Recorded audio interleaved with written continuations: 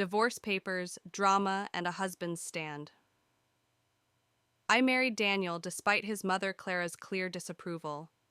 Clara was the kind of woman who believed no one would ever be good enough for her son.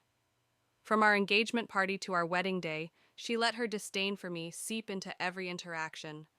Whether it was criticizing my cooking, commenting on my upbringing, or reminding me that Daniel's wealth came from her family, she made it clear I was unwelcome. Yet Daniel and I were happy. We'd built a life together, and his love overshadowed Clara's negativity, most of the time. He always defended me, but Clara had a way of sneaking under my skin, testing my patience and my resolve. It wasn't until the day she threw divorce papers at me that I realized just how far she was willing to go to destroy our marriage. A mother's invasion. Clara's visits to our home were frequent and uninvited. She had a way of making herself comfortable, as though she owned the place. One afternoon, she barged in while I was prepping dinner. "Where's Daniel?" she asked, walking past me without a greeting. "At work," I replied, keeping my tone neutral. She scoffed. "Of course he is. While you're here doing this," she said, gesturing at the vegetables I was chopping. "When are you going to contribute something meaningful to this family?" "I do plenty, Clara," I said calmly. "Daniel and I run this household together." "Don't flatter yourself," she snapped. "You're just lucky Daniel hasn't wised up yet, but don't worry, he will soon enough." I clenched my jaw and focused on my task. Clara thrived on provocation, and I wasn't about to give her the satisfaction. But her words lingered, as they always did, like a bitter taste that refused to go away. The papers appear. 2 weeks later, Clara arrived unannounced again, this time carrying a smug smile and a large envelope. I was in the living room organizing some documents when she entered without knocking. "We need to talk," she declared, dropping the envelope onto the coffee table in front of me. I looked at it, then at her. "What's this?" "Your future," she said, crossing her arms. "Go on, open it." I hesitated but eventually picked up the envelope. Inside were divorce papers, already filled out with Daniel's and my names. "You're joking," I said, staring at the papers in disbelief. "Hardly," she replied. "I had my lawyer draft these. It's time you stop holding my son back. Sign them, pack your things, and leave." "Daniel has no idea about this, does he?" I asked, my voice shaking with a mix of anger and hurt.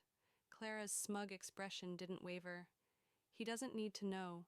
This is for his own good. Trust me, you're doing him a favor." Daniel's return. Before I could respond, the front door opened, and Daniel walked in, briefcase in hand. He froze when he saw Clara standing over me and the papers in my hand. "What's going on?" he asked, his eyes narrowing. "Perfect timing, darling," Clara said sweetly. "I've handled the dirty work for you. She just needs to sign, and you'll finally be free of this mistake." Daniel's gaze shifted to the papers and then to me. "What are these?" "Divorce papers," I said quietly, my voice trembling. He stared at his mother, disbelief etched on his face. "You did this?" "Of course," Clara said, as if it were the most logical thing in the world. "You've been too kind to her, Daniel. She's not worthy of you. And deep down, you know it." The confrontation. Daniel set his briefcase down slowly, his expression darkening. "Mom, you've gone too far." Clara blinked, taken aback. "Excuse me?" "I said, you've gone too far," he repeated, his voice steady but cold. "How dare you interfere in my marriage? Who gave you the right?" "I'm your mother," Clara exclaimed. "I have every right to protect you from a mistake like this." "No, you don't," Daniel said firmly. "You've disrespected my wife, invaded our home, and now you're trying to end our marriage? Do you even realize how ridiculous this is?" Clara's confidence began to falter. "I was only trying to help." "Help?" Daniel interrupted. "You've done nothing but create problems for us. I love my wife, and I won't let you ruin what we've built together. If you can't accept that, then you're the one who doesn't belong in our lives." A united front. Clara looked at me, then back at Daniel, as if searching for some sign that he didn't mean what he said. But Daniel's resolve was unshakable. "This isn't over," she said, her voice trembling with anger. "You'll regret choosing her over me." With that, she stormed out, slamming the door behind her.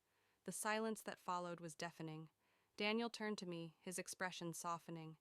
"I'm so sorry," he said, pulling me into a hug.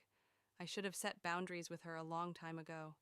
"It's not your fault," I said, though the weight of the encounter still hung heavy in the air. A new beginning. That day marked a turning point in our marriage. Daniel and I sat down and had a long conversation about how to handle Clara moving forward. He promised to prioritize our relationship and enforce boundaries, no matter how difficult it might be. Clara didn't speak to us for months, but over time, she softened. She never apologized outright, but her meddling diminished significantly.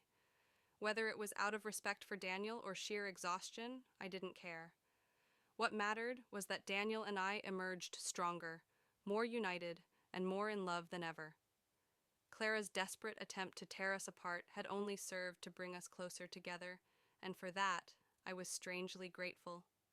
When my controlling mother-in-law stormed into our lives with divorce papers in hand, she thought she could break my marriage. Little did she know, her meddling would spark an unexpected reaction from my husband that left everyone shocked. This is a story of betrayal, resilience, and the power of standing united against all odds.